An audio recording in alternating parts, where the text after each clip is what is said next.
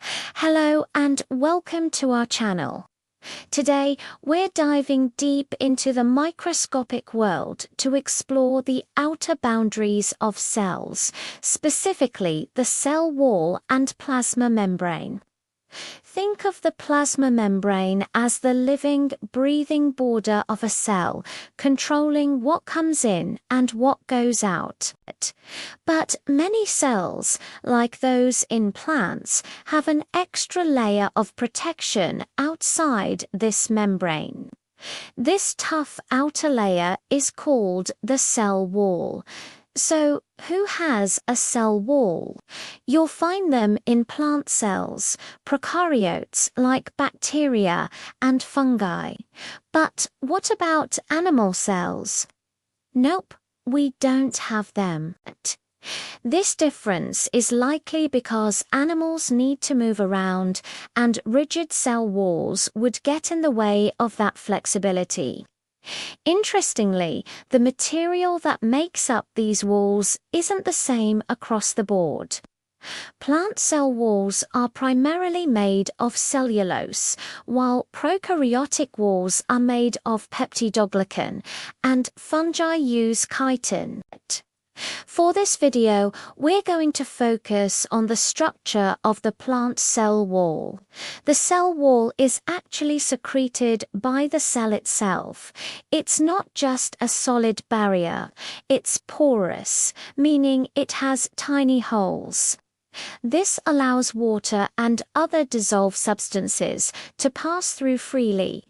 So, to answer a critical thinking question, is the plant cell wall permeable, semi-permeable, or impermeable? It's permeable.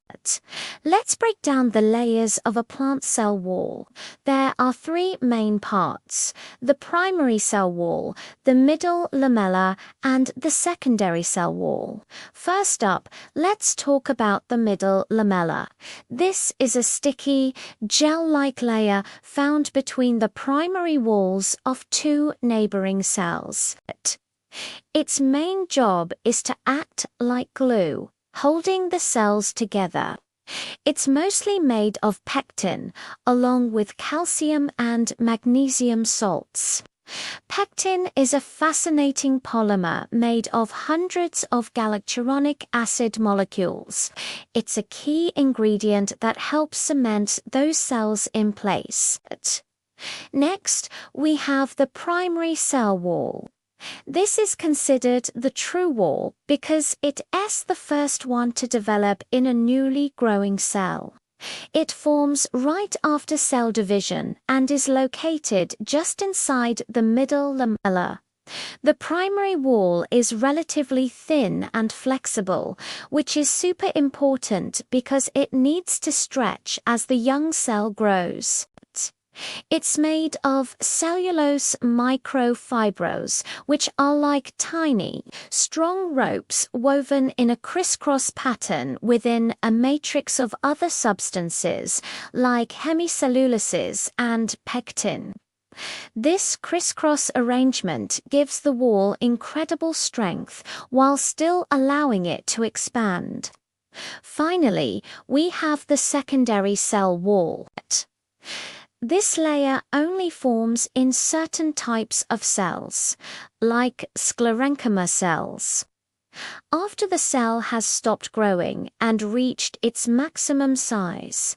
Why only then? Because the secondary wall is incredibly thick and rigid, and once it's there, the cell can't expand anymore. It develops between the primary wall and the plasma membrane. Cells with a secondary wall are often dead at maturity, and their main function becomes providing structural support for the entire plant. The secondary wall is a complex mix of cellulose, hemicelluloses, lignin, inorganic salts, and waxes. The cellulose microfibrils here are also arranged in a crisscross pattern for strength. But the real star of the secondary wall is lignin. Lignin acts like a cement, anchoring the cellulose fibers together and making the wall extremely hard and rigid. This rigidity is what gives the cell a definite shape and provides that crucial mechanical support to the plant, helping it stand tall. So, to recap, the middle lamella glues adjacent cells together. The primary wall is the flexible, growing wall of a young cell, and the secondary wall is the thick, rigid layer that provides maximum support once the cell is mature. Together, these layers create a dynamic and essential structure that defines the life of a plant cell. Thanks for watching. If you found this helpful, don't forget to like this video, subscribe to our channel, and hit the bell icon so you don't miss our next biology deep dive. See you next time.